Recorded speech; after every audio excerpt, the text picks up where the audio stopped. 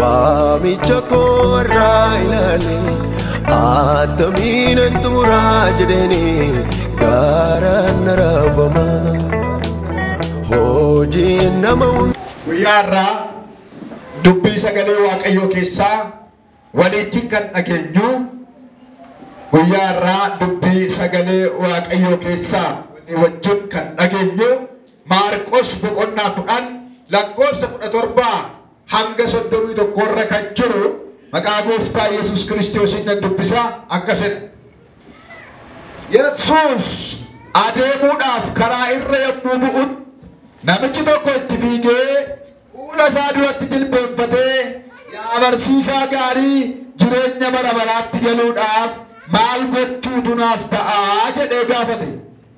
Yesuus immoo maaliif gaarii naan jettaa Waaqayyo isa tokkicha duwwaa malee namni gaarii tokko illee hin jiru. Abboommiin hin ajjeesin, hin ejjin, hin hatin, sobaan namarratti dhugaa hin bahin, gowwoomsaadhaan hin fudhatin, abbaa kee fi haadha keetiif ulfina kenni akka jedhu hin beekta jedheen. Namichi immoo deebisee barsiisa kana hundumaa ijoollummaa kootii jalqabee raawwadheeraa jedheen.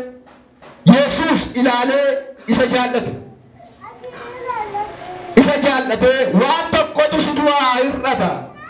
Dhaqii waan qabdu gurguri warra deegaadhaafis kenni Waaqa irratti badhaadhummaa hin qabaattaa isa booddee immoo kottu wana duukaa bu'ii jedheen.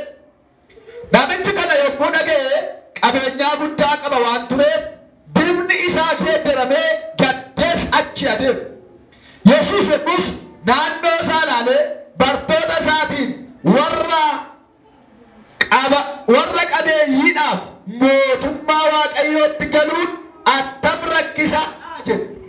Bartoonni isaa dubbii isaatti na'anii dinqifatan. Yesuus garuu ammas ijoolle warri qabeenya isaanii amanatan mootummaa Waaqayyootti galuun attam dhiphuudha. Sooressi tokko mootummaa Waaqayyootti galuurra gaalli qaawwaan ilmoo keessa ba'uutu salphaadha jedhe. Kana irratti isaan garmalee na'anii dinqisiifatanii egaa eenyuutu fayyuu danda'a ree jedhaniin. Yesuus immoo gara isaanii ilaalee namootaaf hin danda'amu Waaqayyoof garuu akkas miti Waaqayyoo wanti hundinuu hin danda'amaa jedhe. Phexros kana irratti kunoo nuyi hundumaa dhiibnee si duukaa buuneerraa jedheen. Yesuus immoo deebisee dhugumaan isinitti himaa eenyullee mana yookiis ijoollee yookiis araddaa anaaf jedhee anaafi wangeelaaf jedhee kan dhiise bara jireenya isaatti ari'atamuudhaan yoo ta'eyyuu manneen obboleettota haadhota ijoollota araddaas dachaa dhibba in argata. Bara dhufuttis jireenya bara baraatti gala. Garuu baay'ee warra dura jiran keessaa warra hundumaa booddee kan ta'an jiru. Warra hundumaa booddee jiran keessaa warra duraa kan ta'an jiru jedhee. Ameen. Kadhanna Waaqayyoo. Jabaa jabootaa hangafa nagaa mootii araaraa Yesuus galateeffannaa. Arjummaa keef, guddummaa keef, amanamummaa keef, gooftummaa keef, waaqummaa kee hundumaaf karaa mucaa kee karaa Yesuus Kiristoos maqaan kee bara baraan kan eebbifame haa ta'u. Barri keenya harka kee eegamee miidhama garmalee jalaa baanee, caba garmalee jalaa baanee, du'a garmalee jalaa baanee, dhiphina garmalee jalaa baanee tarkaanfannee dhumnee qixxa kana geenyee si galateeffannaa. Maqaa Gooftaa maqaa Yesuusiin galanni ulfinni guddaan irra Waaqaaf lafaatti siif haa ta'u.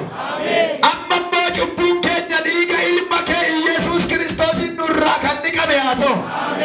Kanaan kan mormu araadutti araaramuu kee kan hin jaallanne ergamaan seexanaa ergamaan Lusiifer humni daabiloosiif leegiyoon humni marrataa sammuu dhalootaarra kan taa'u nagaa dhalootaa kan nyaatu bitaan mirgaarra naanna'ee kan hojjetu du'a kan facaasu salphina kan facaasu dhiphina kan facaasu qaaniif leeyyoo kan facaasu maqaa Waaqayyoo Waaqa kan waraaname haa ta'u. Biyya kanarraa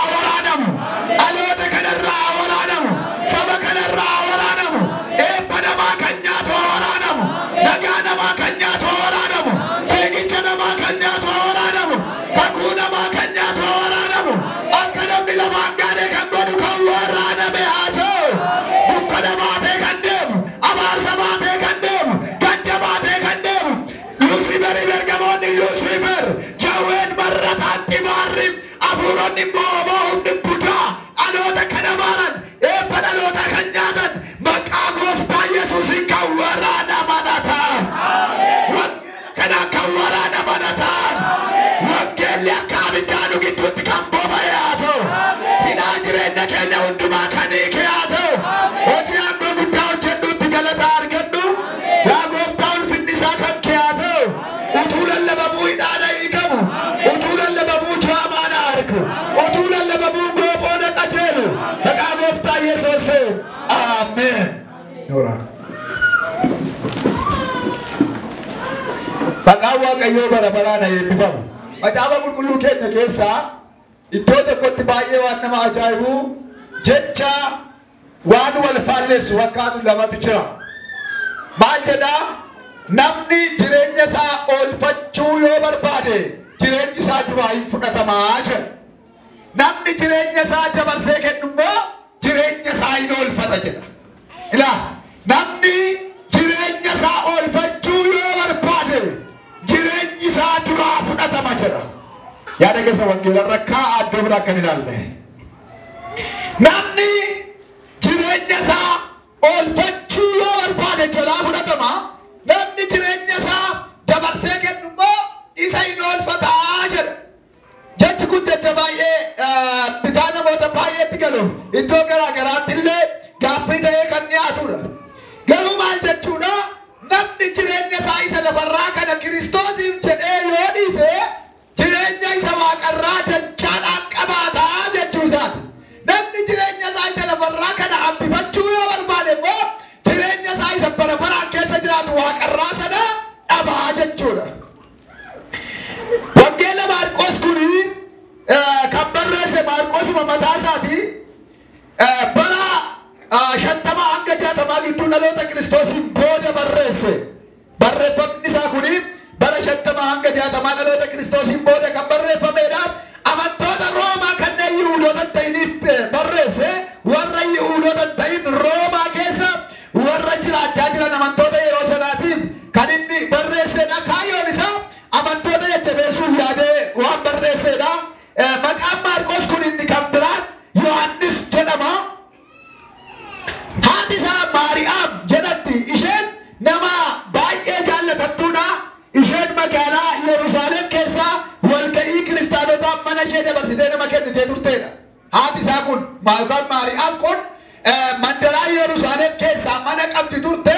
Mana ishee kana immoo walga'ii kiristaanotaatiif yookaan qulqullootaaf dabarsitee laattee turte yeroo ari'atamaa keessa. Yeroo namni jiraachuu hin dandeenye, yeroo namni kiristaanonni baay'een ari'ataman sana keessa dabarsitee mana ofii isheetiyyuu laattee kan turteedha.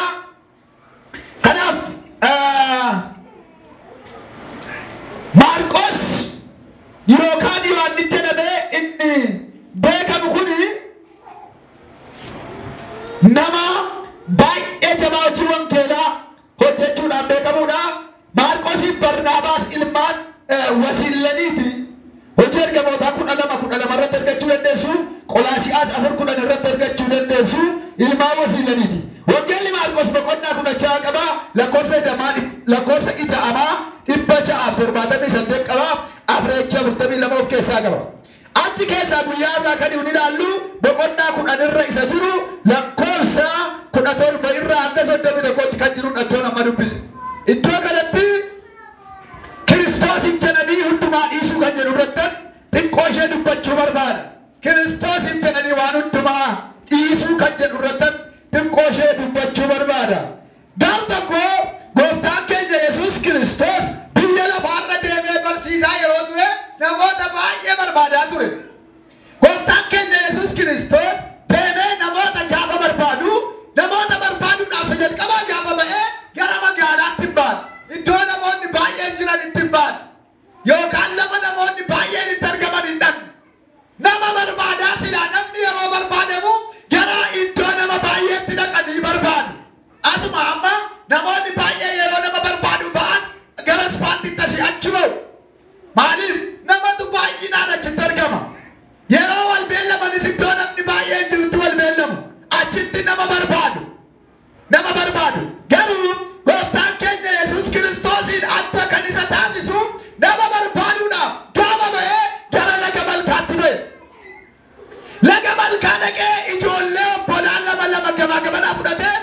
ijoollee nama afurtuwwaa fudhatee karaa gubbaa deemaa osoo jiru namoota baay'ee goo barbaadaa utuu jiru namoota keessa nama barbaadaa utuu jiru akka carraa ta'ee namicha tokkotti dhufe. Namichi kun egaa maal ittiin jedha yoo jettan yaa barsiisaa gaarii jedhee afaan gaariidhaan yookaan afaan bareedaadhaan gooftaa keenya Yesuus Kiristoositti dubbatu. Yaa barsiisaa gaarii jireenya bara baraatti galuudhaaf maaltu na barbaachisaa jedhe. Asirratti namichi kun waan rakkiseetu waan tokkicha malee nama beekaa ta'uu isaatti yaada akka gootti. Mucaan sooressi kun nama baay'ee beekaa dheedhee namana. Waan gurguddaa sadii beeka. Waan gurguddaa sadii beeka. Tokko Yesuus barsiisaa gaarii ta'uu isaa beeka. Yesuus ilma Waaqayyoo ta'uu isaa amaneera. Yesuus jireenya bara baraa kennuu akka danda'u beekeera. Yesuus karaa jireenya bara baraatti geessu ta'uu isaa amaneera. Maaliif dhaqeetu sooruma gaafanne waan biraan gaafanne akkamittiin jireenya bara baraatti galuu danda'a jedhe. Haleluuyaa. Ilaameetti yaadala. Maal jedhee akkamittiin jireenya bara baraatti galuu danda'a. Karaa sagamirradhaan jireenya bara baraatti galuu danda'a. Yaa barsiisaa karaa natti agarsiisi. Jireenya bara baraatti galuudhaaf maal gochuu qabaa kan jedhu ture. Kun gaaffii nama ogeessachuun gaaffii nama ogeessaati. Yesuusin jireenya bara baraa gaafachuun gaaffii nama ogeessaati. Yesuusin waa'ee mootummaa Waaqayyoo kadhachuun gaaffii nama bishaataa tokkooti. Maaliif yeroo baay'ee namoonni kan isaan kadhataniif iddoo garaa garaatti akkaataa adda addaatti yoo laatan nama na godhi hojii naa kenni dhukkuba koo foonii irraa na fayyisi kalee koo irraa na hiiki garaacha koo irraa na fayyisi jireenya koo akka sakkeettiin na astakaakali waa'ee waan darbuu duwwaadha Yesuusin kadhatu. Yesuusin kadhatu yeroo tokko sabuma yeroo waldaa kana jalqabne addanatti miti iddoo biraatti. Saba muraasa jiraayyuu waraqaa ciriinaan jedheennaan afurri Waaqayyo waraqaa cireen ittireennaan ittire. Hundi namaa kun waraqata fudhate. Waan akka irratti isinii kadhatamu barbaadan barreessaa innaan barreessan. Innaan Waaqayyo dubbisi gaanaan jedhe galaa jedheetu. Kana booddee irratti isinii kadhadhaan galaa innaan natti kennanii galan. Manaan galgala galee taa'ee dubbise. Inumaan dubbise. Hundumtuu inni kaan tajaajila gaarii kadhata. Inni kaan gaa'ila kootas takaakkala muudee naa sirreessi jedha Waaqayyoon. Inni kaan gaa'ila naa kennedha. Inni kaan dhukkuba kootti na hiike.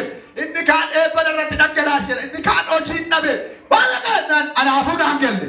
Naan dhaqee jilbeeffadheen maaltu badiree gooftaa gari kaarikaa hojii kenniifikaa hidhaarraa hiikikaa abaarsarraa cabsikaa wanjoorraa kaasikaa hidheen Waaqayyoo kadhachuufii jalqabe. Innaan Waaqayyo maal argitee naan jedhe. Ilaa kun amma kanan argee jedheen Waaqayyo kan naan jedhe. Sabni kun waan dhufee darbu duwwaadhaaf na duukaa joora. Waa'ee jireenya bara baraa saba kanaaf hin galle. Nama saba koo waa'ee jireenya bara baraa naa hubachiisu hin arganne. Kanaaf saba kanatti mata duree kee dhaabbataa godhadhu waa'ee mootummaa Waaqayyootti naa himi. Waa'ee mootummaa koo beekanii. Waa'ee mootummaa koo hubatanii. Waa'ee mootummaa koo sirriitti gadi qabanii itti naafaa yaadanii naa jedhe. Kanaaf namoonni baay'een kadhannaa isaanii waanuma dhufee darbutti yeroo isaan jijjiiran argina. Waanuma dhufee darbu waa'ee konkolaataa, waa'ee manaa, waa'ee dhalaa, waa'ee dhukkubaa, waa'ee miidhamaa, waa'ee cabaa waan garaa garaa yeroo isaan kadhatan argina. Namichi kun garuu yaa barsiisaa gaarii karaa jireenya bara baraatti galuudhaaf maal gochuu naa wayyaa kun beekumsa isaa agarsiisa. Gooftaa Yesuusiin jireenya bara baraa gaafachuun isaa lama jireenyi bara baraa ulaagaa akka qabu beeka. Jireenyi bara baraa ulaagaa akka qabu beeka. Akkeen jireenya bara baraatiif maal gochuutu na barbaachisa. Gochuu maal yoo godhe na barbaachisa. Waa'ee jireenya bara baraa kana itti galuudhaaf ulaagaan narraa barbaadamu maayinni, karaan narraa barbaadamu maayinni, daandiin narraa barbaadamu maayinni, maaloodha waa'ee jireenya bara baraa kun akkamii jedhee gaafata.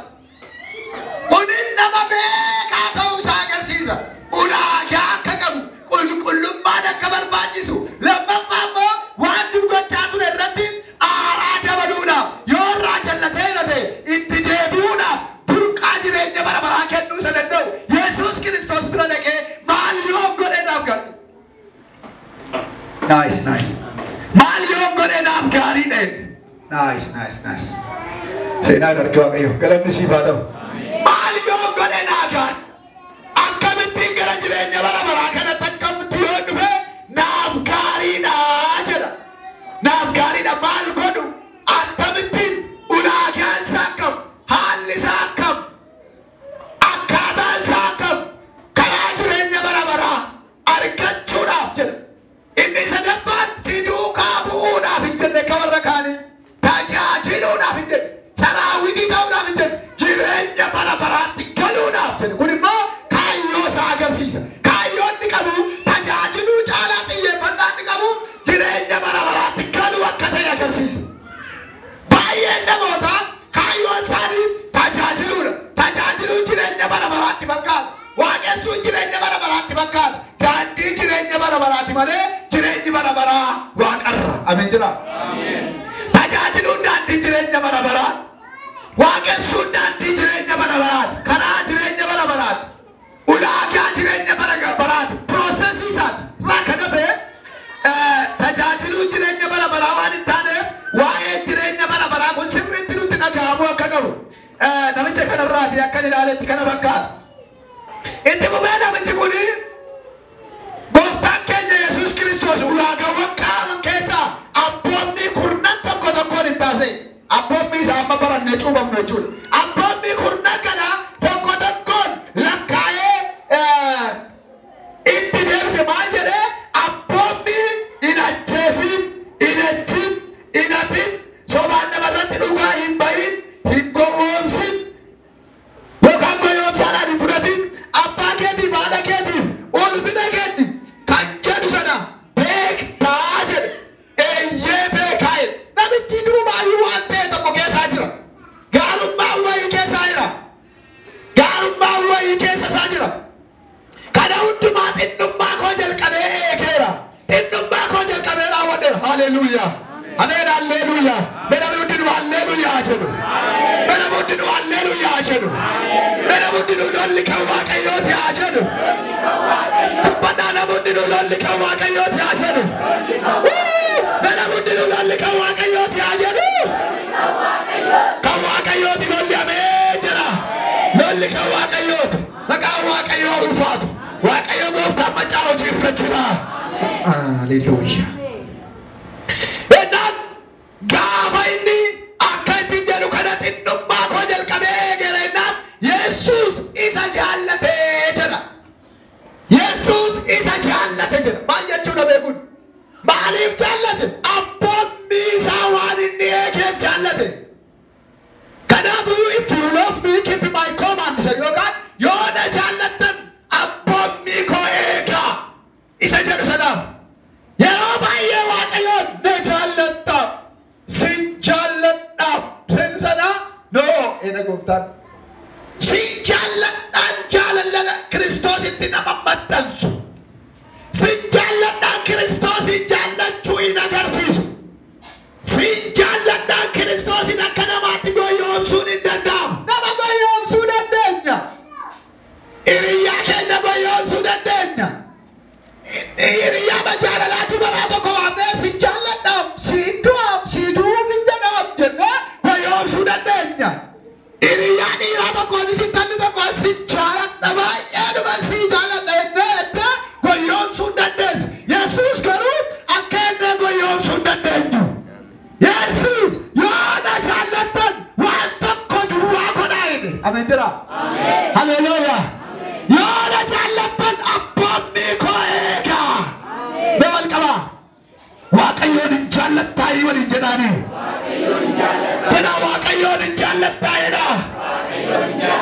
Abboonni isaa eegeedha. Kana duwwaa sirraa eegamaa jedhaani. Kanaaf Yesuus hin jaallatee inni jedhu suni Yesuus mucaatu bareedaa taanaan jaallatee jechuu isaa miti. Yesuus mucaa waan birrii qabuuf jaallatee jechuu isaa miti. Abboonni isaa waan inni eegeef isa jaallate. Kana hundumaa xinnummaa koo jalqabee eegeera. Kana hundumaa wallaalummaa kootii kaasee eegeera. Jedhee gaafa inni dubbate Yesuus isa jaallate. Maaliif? Abboonni isaa eege kaa. Abboonni isaa eege.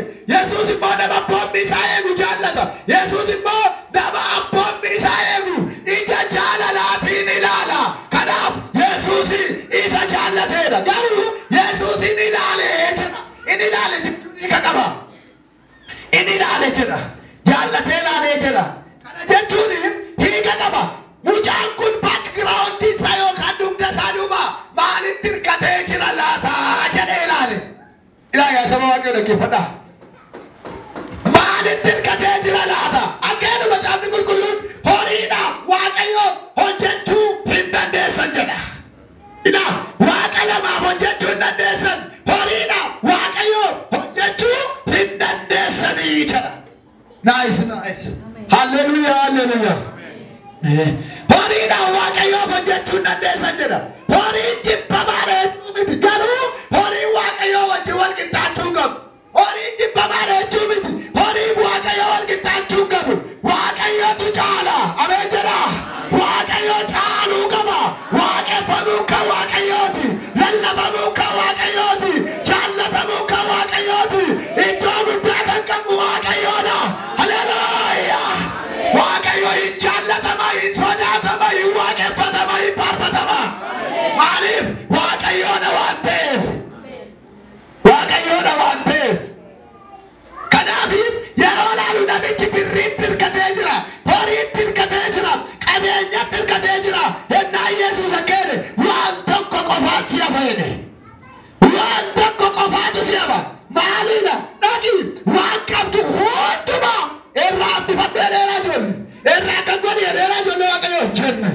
Hunduma isaa maaloo godhaa?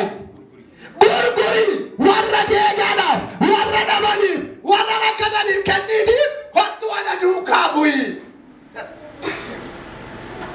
Warra dhabaniif kenni, warra deegaadhaaf kenni, warra of harkaa dhabaniif kenni. Dhaqi gurguri hunduma isaa kottu ana duukaa bu'i. Kottu waan waaqeffattu kan biraan qabdu ana malee. Waaqni kenni dhugaadhana, gooftaan kenni jaallatamaadhana, waaqni kenni dhimma baasona. Kottu ana duukaa bu'i. Ameen jedha. Namichi yaada isaa birrii irratti hidhatee waan jiruuf dugda isaa duuba galagalee sokkee jedha. Ameen halleluuyaa. Dugda isaa duuba galagalee sokkee jedha. Maqaan waaqayyoo haa eebbifamu. Kanaaf gooftaan keenya Yesuus Kiristoos gara bartootaatti galagallaan bartootatti dubbiin bitaa gale. Maqaan gooftaa eebbifamu. Mee ameen jiraatu. Ameen. Hallelujah. Ameen. Innaan ijoollee innaan warri qabeeyyiin yookaan warri waa qaban kun mootummaa waaqayyootti galuun akka ulfaataadhaa. Yesuus akkedha bartoonni bitaatti gale. Amma sirra deebi'ee ijoollee sooressoonni mootummaa waaqayyootti galuun akkam jabaa ta'e. Ilaawwadhaa. Amma naqa lammaffadha akkam jabaa ta'e. Sooressoonni